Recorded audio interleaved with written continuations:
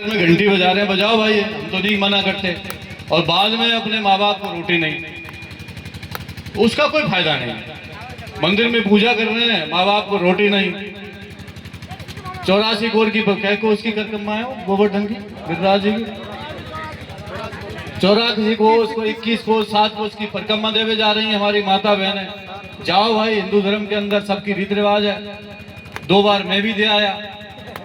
पर मेरा आपसे निवेदन है, घर में अपने से बड़ों का सम्मान करो। अपन घर में तो सम्मान कर नहीं रहे, बच्चे ने पढ़ा लिखा नहीं रहे और मुंह ढोक रहे हैं, तो कहां जाएंगे। कोरोना में हिंदुस्तान के अंदर कोरोना आया, भयानक बीमारी आई,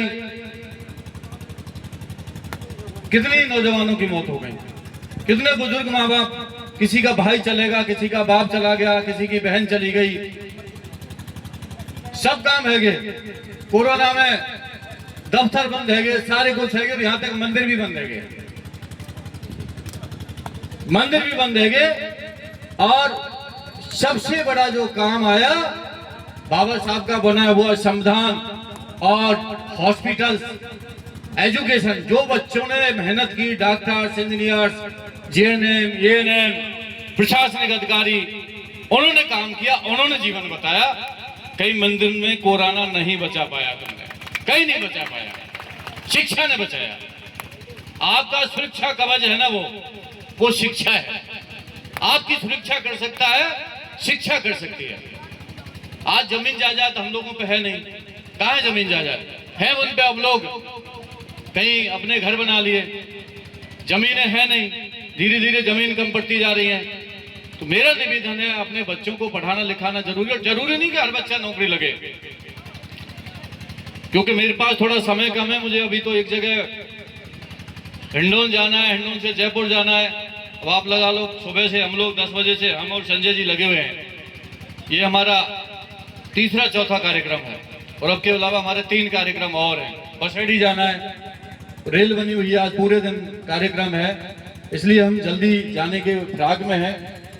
बाबा साहब का यदि सच में सपना साकार करना है, मैं सीधी बात करूंगा, तो मैंने आपको एक चीज बता दी, अपनों से बड़ों को सम्मान करो।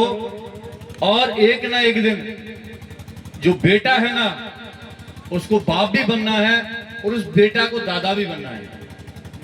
और जो हमारी लड़की है, हमारी बेटी है, उसको किसी की बहू भी बनना है और उस बहू को किसी दिन सास भी बनना है और उस सास को किसी दिन दादी भी बनना है और किसी की बहन भी बनना है, किसी की बुआ भी बनना है।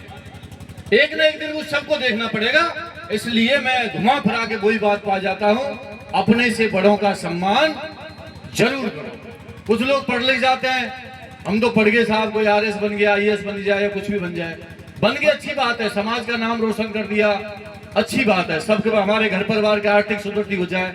और कई लोग तो मन के पढ़ने के बाद ये कह देते हैं, यार मैं माँ बाप को जानता ही नहीं, कौन से माँ बाप है मेरे, घर लो, मेरा क्या लेना देना उनसे, क्या मतलब, क्या हुआ उस शिक्षा का फायदा? कोई फायदा नहीं हुआ। पहले जमाने में बुजुर्ग कहते थे कि पढ़ लिख तो गया पर गुना नहीं, पढ़ लिख तो गया पर गुना नहीं। गुने का मतलब है संस्कार, संस्कार रहने बहुत जरूरी है। और संस्कार का मतलब में वही आ गया संजय जी की बात के ऊपर, जब संस्कार आ जाएंगे तो ये जो दुनिया भर की कुरीति चल रही है, शराब वगैरह, ये सब नशा वशा, इनसे हम लोग बच पाएंगे। संस्कार रहना बहुत जरूरी है। अब कुछ लोग होंगे कि यार ये नेता तो भाषण देते हैं, दूसरे को तुत कर सिखाते हैं, खुद या करते हैं नहीं करते हैं। हम कहते हैं पहले हम लोग अपने आप में सुधार करते हैं, फिर आपको कहते हैं। पहले हम अपने आप में सुधार करते हैं, जितना हो सकता है। हमारे माँ बाप की जितनी हम पर क्षमता है, इस दुनिया के अंदर सबसे बड़ा भगवान है तो वो अपने माँ बाप है। उससे बड़ा भगवान कोई नहीं है, उससे बड़ा भगवान कोई, मैंने तो दुनिया में देखा नहीं। तुमने देखा भगवान किसी को मिला? किसी आपको मिला? फिर कोने कचोरे में घर के मिल गए, खेत में वाम मिल गए, वाम में क्या बोले फिर अपना वो जहाँ कूड़ा वूड़ा डालते हैं उधर भूरे साइड में, उसके टाके होते अलग ही चाहिए। तो मिले भगवान, भगवान के तो मिलेगा, तुमको मिलेगा, खेतों में मिल गए होंगे, तुमको मिल गए होंगे, तो मुझे तो मिले नहीं, कहीं कहीं नहीं मिलते भगवान। भगवान अपने दिल के अंदर है, आत्मा सो परमात्मा। आत्माओं के अंदर भगवान है, आपके अंदर दया भाव है तो आपका भगवान है, और आपके अंदर कट्टरपंथी है तो आपका भगवान नहीं है। एक विचारधारा देश के अंदर कट्टरपंथी है जो मानवों को मानव नहीं समझती, दलितों को दलित नहीं समझती, गरीब को गरीब नहीं समझती। पहले तमाम तरह के 4 वर्ण थे हमारे हिंदू धर्म के अंदर, ब्राह्मण, वैश्य, क्षत्रिय और शूद्र। ब्राह्मण वो होते थे जो पूजा करते थे, क्षत्रिय वो जो थी सेना की फौज हुआ करती थी, वैश्य वो थे जो अपना कपड़े वपड़े का व्यापार का काम करते थे, और शूद्र में सब आगे, बाकी बन के छुई लो। शूद्र में सब आगे, शरीर बाकी सब शुभ है। समझ लो ना बात को। अब देश के अंदर 2 जाति बन गई। पहले 4 वर्ण थे, अब 2 जाति हो गई, 2 पहचानी हो गई। देश के अंदर एक गरीब और एक अमीर, और देश को चलाने वाले 2 हो गए, हम 2 और हमारे 2। देश का प्रधानमंत्री और गृह मंत्री, और 4 ही गुजराती हैं, 2 अमानी और अडानी, हम 2 और हमारे 2, और 2 जाति रह गई, गरीब अमीर। अमीर अमीर होता जा रहा है और गरीब गरीब होता जा रहा है। आप कितने जयकारे लगा लो, बाबा साहब भीमराव अम्बेडकर के जय भीम के कितने को नारे लगाओ, भला है जाए तो मेरी गारंटी है बच्चा ने मत पढ़ी है। आपके आरक्षण को ये सरकार खत्म करना चाहती है, खुले शब्दों में कह रहा हूं मैं, इस आरक्षण को खत्म करना चाहती है। अब कैसे खत्म करना चाहती है? आपने कहा साहब आरक्षण तो खत्म हुआ ही नहीं, हो गया 50% हो गया। कैसे हो गया? आपका एयरपोर्ट बेच दिया, अडानी को दे दिया, अब उसमें प्राइवेट नौकरी लगेंगी। क्या प्राइवेट नौकरी में आरक्षण है क्या? गई नौकरी, उसमें बच्चा लगते थे जो 1 लाख की तनख्वाह लेता था वो 30,000 में नौकरी करेगा, और जो अडानी से जान पहचान होगी उसको नौकरी मिलेगी। गरीब का आदमी थोड़ी पहचान लगेगा। नंबर 2, आपकी ट्रेनें चली गई प्राइवेट में। कितनी जगह निकलती थी, जो कौन से बोलते थे उनको, गैंगमैन बोलते थे क्या है प्रधान जी? गैंगमैन की भर्तियां कितने दिन हो गए निकले बताओ? कितने लोग लगते थे 4D के अंदर? अरे भैया वो जो पटरी में ठीक करे, लाइनमैन बोले गैंगमैन बोले। अब आप बताओ गैंग उसकी अब कितनी भर्ती निकलती थी? सब प्राइवेट में दे दे। अब आप बता दो, 4D बोलते हैं उनको, आप बताओ उनकी भर्ती नहीं निकल रही है। आपके प्राइवेट में ड्राइवर आ गए, लोको पायलट, प्राइवेट में आपका रेलवे स्टेशन दे दिया। अब रेलवे स्टेशन तो ये थे कि जनता की ट्रेनें रुके, आम जनता रुके, उसमें फैसिलिटी हो, वो शोरूम बना दिया, दुकानें खोल दी तमाम। प्राइवेट को दे दी 2-2 लाख रुपए महीना, 3-3 लाख रुपया उद्योगपतियों को दे दी, और उसमें सिनेमा हॉल खोलने जा रहे हैं, पता नहीं क्या क्या कर रहे हैं, डबल मंजिला के जाके। तो आपको नौकरी कहां मिलेंगी? वहां तो प्राइवेट में चले गए। आपकी तमाम चीजें हैं वो बेचते ही धीरे धीरे एजुकेशन चली गई आपकी। एग्रीकल्चर सेक्टर बच गया आपके बीच में, उसमें भी धीरे धीरे प्राइवेटाइजेशन होता जा रहा है। इसलिए नौकरी खत्म हो रही है। यूपीएससी का पेपर होता है, मैंने वहां धौलपुर भी गई थी, यूपीएससी का पेपर होता तब जाके आईएएस आईआरएस आईपीएस बनते हैं, या बगैर पेपर दिए ही यूपीएससी का, और मेरिट में नंबर ही नहीं है, पास हुआ ही नहीं है, और बैक दरवाजे से लेटरल एंट्री के द्वारा आईएएस की नियुक्ति कर दी। ऐसे हिंदुस्तान में कभी देखा है आज तक आपने कोई कलेक्टर बन गया हो बगैर पेपर दिए? देखा है क्या? बोर्ड को सेक्रेटरी बना दिया, वो भारत की नीति तय करेंगे। अब आप बताओ देश के अंदर क्या रह गया? बगैर पढ़े कलेक्टर बन गए, देश से लेटरल एंट्री के बैक दरवाजे से, उनमें आरक्षण नहीं। मेरा कहने का मतलब है अब जेएनएम यूएनएम के ऐसे राजस्थान के अंदर कोई भी टेंडर होता है तो ये बिलो पे जाता है, बिलो में चला गया, इतने रेट पे चला गया, L1 L2 L3 ऐसे जाता है टेंडर। अब एक एजेंसी ने यहाँ पर टेंडर लिया है, प्राइवेट एजेंसी है, उसने टेंडर लिया है प्राइवेट जो देते हैं बच्चों को वहां नौकरी क्षमता पर लगाना, प्राइवेट लगाने के लिए 1 रुपए में टेंडर कहीं मिलता है राजस्थान में? 1 रुपए में टेंडर मिला है, पता नहीं झुंझुनू की जान सीकर की कंपनी है, उसको 1 रुपए में टेंडर मिला है, वो 1 रुपए में काम करेगा राजस्थान सरकार का। ऐसा कहीं देखे 1 रुपए में कोई तनख्वाह में काम करता हो? 1 रुपया में बच्चा कहता ले तू जा टॉफी लिया, जब बेटा काम करता भूख ना 10 करोड़ चाहिए। ऐसी कंपनी जीएनएम की भर्ती कर रही है, डॉक्टर्स लगा रही है, प्रोफेसर्स लगा रही है कॉन्ट्रैक्ट बेस पे, और बच्चा बेचारे 2-2 लाख रुपया देखे जीएनएम लग रहे हैं। गलत कह रहा हूं मैं, बताओ सही कह रहा हूं ना मैं? प्रोफेसर है वो 2.5-3 लाख रुपए दे रहे हैं प्राइवेट में, और वो क्यों दे रहे हैं? उन्हें पता हुई ठेके पे नौकरी है, वो इसलिए दे रहे हैं बोनस अंक मिल जाएंगे हमको 10%, उसमें आरक्षण नहीं है।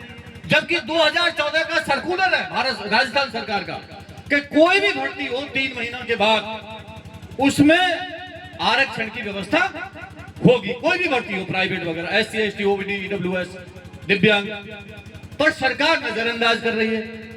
तो मेरा कहने का मतलब इतना ही है, होशियार रहने की जरूरत है। एक लड़ाई तो लड़ी आपने 75 साल पहले, और दूसरी लड़ाई लड़नी पड़ेगी अब। बहुत बुरा समय है, बाबा साहब भीमराव अंबेडकर के संविधान को बचाने का खतरा है। नाली सड़क नहीं तो बनती रहेंगी, टूटती रहेंगी। बहुत बुरा समय आ गया है, और ये समय में हम सब लोगों ने मिलकर लड़ाई नहीं लड़ी, बढ़ते रहे। आप मुझे सही बताओ, आपको आप हारी बीमारी भी हो जाए जब कौन दिखावे चले जाए? तुम कौन ले जाए हारी बीमारी दुख हो जाए जब?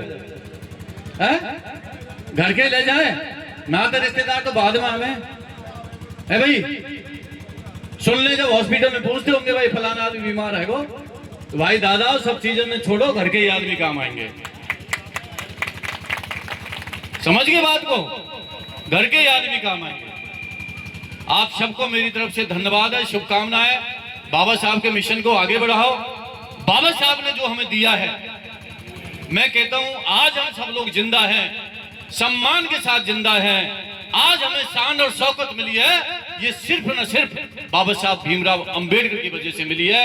मेरा जैसा व्यक्ति सांसद बन गया, मेरा जैसा व्यक्ति संजय भाई हमारा MLA बन गया, हमारा रामेश प्रधान OBC का भाई प्रधान बन गया, कमाम भाई हमारे नौकरी लग गए। आरक्षण की व्यवस्था नहीं होती तो हमें कोई मंच में बैठने भी नहीं देता, कोई नहीं बैठने देता। ये सिर्फ व्यवस्था है। आज तुमको जो सलाम कर रहे हैं ना, आरक्षण की व्यवस्था के हिसाब से कर रहे हैं। आपका सरपंच नहीं है आज, बहुत चतुर चालाक सरपंच है वो तुम्हारा, बहुत चतुर है। चुनाव आ रहे, जो तुम्हारा जिसने साथ दिया है, खुले मन से कह रहा हूं, जिसने तुम्हारा साथ दिया है उस व्यक्ति का साथ दो, चाहे कोई भी व्यक्ति हो, किसी भी जाति का, किसी भी धर्म का। जो हमारा नहीं वो किसी का सगा नहीं, वो किसी का सगा नहीं।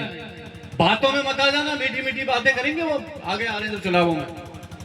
अब वो आएंगे नगर निकाय के चुनाव, सरकार पहले प्रथम तो करा ही नहीं रही है, डर रही है। सरपंच जी के, जिला परिषद सदस्य के, पंचायत समिति के सदस्य, मैं खुल के बोलता हूं, और मुझे किसी का डर भी नहीं है, और मैं डरता भी नहीं हूं। डर लगता है आप लोगों से बस, क्यों? आप मेरे मतदाता हैं, या तो भगवान या मतदाता, जिनके वजह से आज मैं हूं, और मेरे माता पिता जो आप लोग सब लोग बैठे हैं। इसलिए डर लगता है कि यहां तक पहुंचाने वाले आप लोग हैं, तो डरना उनसे चाहिए जो लोग यहां तक हमें भेजते हैं।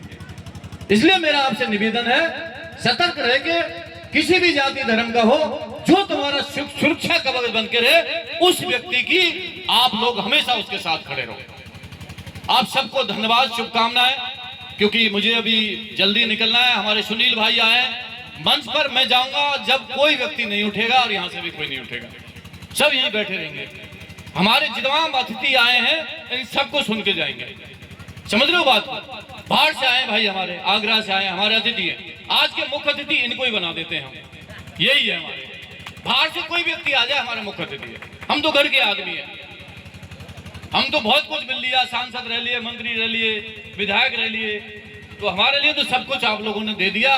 बाहर से हमारे जो अतिथि आए हैं, इनके स्वागत सम्मान में कोई कसर नहीं रहनी चाहिए। आपने मुझे एक कागज दिया है कि साहब ये जमीन हमने खरीद ली है, उस जमीन पे कोई भी विवाद है नहीं, या कि थोड़ी कह रहा हूं मैं यार, बाकी बात कर रहा हूं, पूरी बात सुन ले। पुरानी जमीन पे कोई विवाद है, एक नया कागज और दिया है मुझे आपने, है क्या?